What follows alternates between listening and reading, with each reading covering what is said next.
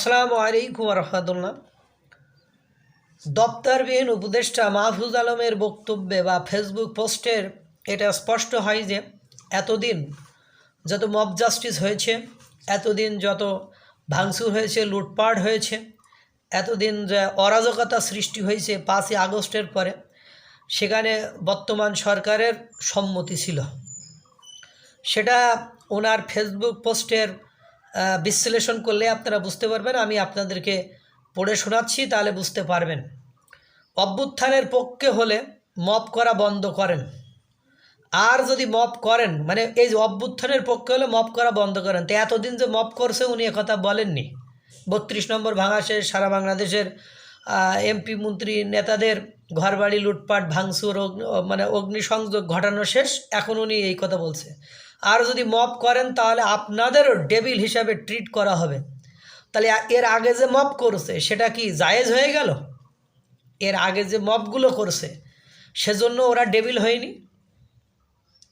এর আগে যে বিভিন্ন জায়গায় নারীদেরকে হেনস্থ করেছে সেজন্য ওরা ডেভিল হয়নি? এর আগে যে বিভিন্ন লোকদেরকে পিটাইছে সেজন্য ওরা ডেভিল হয়নি?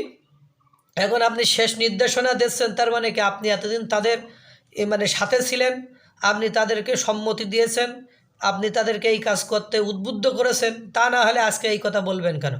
আজকে বিদেশি চাপ সহ্য করতে পারছেন না বা বিদেশি চাপে পড়ে গেছেন, এই জন্য বলছেন? তো বলছে আজকের ঘটনার পর আর কোনো অনুরোধ করা হবে না। আপনাদের কাজ না আইন নিজেদের হাতে তুলে নেওয়া।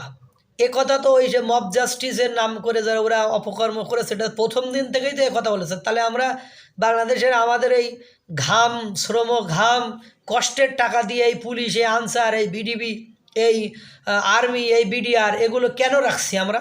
ওদেরকে বাড়ি বিদায় করে দেন, দিয়ে এই মবদেরকে মানে বিনা টাকায় সার্ভিস দিচ্ছে, এদেরকে রাখেন। আপনারা আমরা কেন উপদেষ্টা হিসেবে রাখবো আমার জীবনে যদি নিরাপত্তা না হয়? আপনি একজন জয় বাংলা বললো কি না বললো সেটা আপনি না শুনে আপনি কোনো ভিডিও আজ পর্যন্ত আপনারা দেখেছেন? আমি ধানমন্ডিতে 2 দিন 2টা ঘটনা দেখছি নারীকে হেনস্থা করতে, অথচ যারা ওর সাথে মব করতেছে তারাই শুধু বলছে জয় বাংলা বলেছে, এ বলেছে, তা বলেছে, অথচ কোনো ভিডিও ফুটেজে কিন্তু দেখা যায়নি যে ওই ধরনের এরা যে ব্লেমগুলো, এরা যে অভিযোগগুলো দাঁড় করাছে, ওই অভিযোগগুলো কিন্তু সেখানে বিন্দু পরিমাণ দেখা যায়নি বা সেও কিন্তু স্বীকার করেনি। তা আমি এখন যদি বলি যে মাহফুজ আলম সাহেব জয় বাংলা বলেছে বলে ওরা যদি মারা শুরু করি, তাহলে এটা কি এখন আপনি মানুষের কথার প্রমাণ হয়? প্রমাণ তো হয় না। সুতরাং এটা ঠিক হয়নি, আর ভবিষ্যতেও ঠিক হবে না আপনাদের কাজ।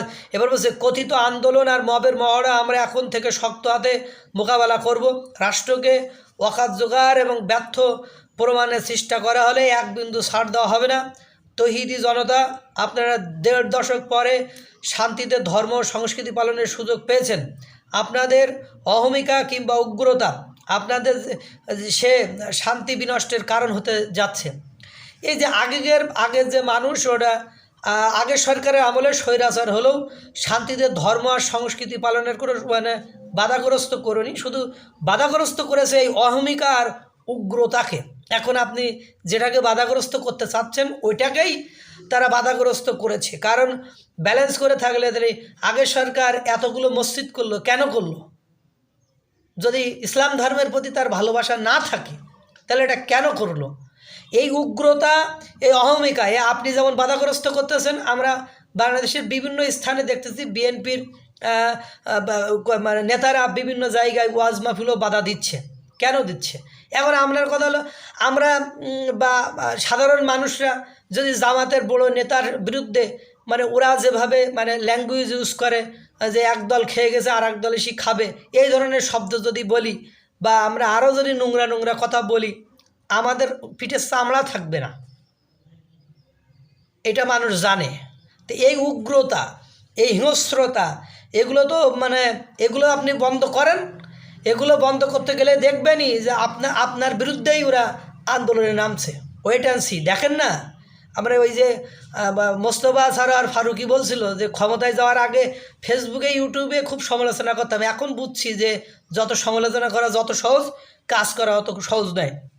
আপনাদের সে শান্তি বিনষ্টের কারণ হতে যাচ্ছে। জুলুম করা থেকে বিরত থাকেন, নইলে আপনাদের উপর জুলুম অবধারিত হবে।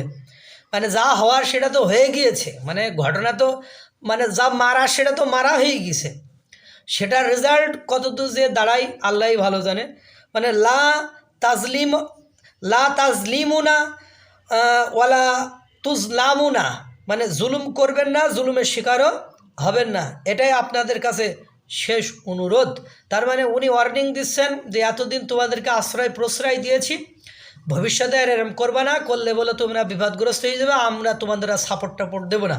কারণ সাপোর্ট দেওয়ার সেই ক্ষমতা, সেই মানে শক্তি, বল আপনারা ইতিমধ্যে বিভিন্ন মহল থেকে হারিয়ে ফেলেছেন। আমি দেখলাম বাংলাদেশের যত বড় বড় ওয়াজি আছে, বক্তব্য দেয়, তারেক মনোয়ার সাহেব, তারপরে আপনার ওই রাজ্জাক বিন ইউসুফ সহ আরও বড় বড় ওয়াজি আছে, ওয়াজ করে বেড়ায় বক্তা, মাওলানা, ওনারা এই 32 নম্বর ভাঙার সকলে বিরোধিতা করছে।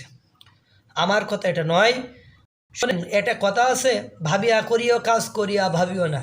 প্রথম থেকেই যদি ক্ষমতা নেওয়ার পর থেকেই যদি এই কথাগুলো বলতেন, তাহলে আজকের আর বাংলাদেশের একটা পক্ষকে আপনারা শত্রু তৈরি করতেন না।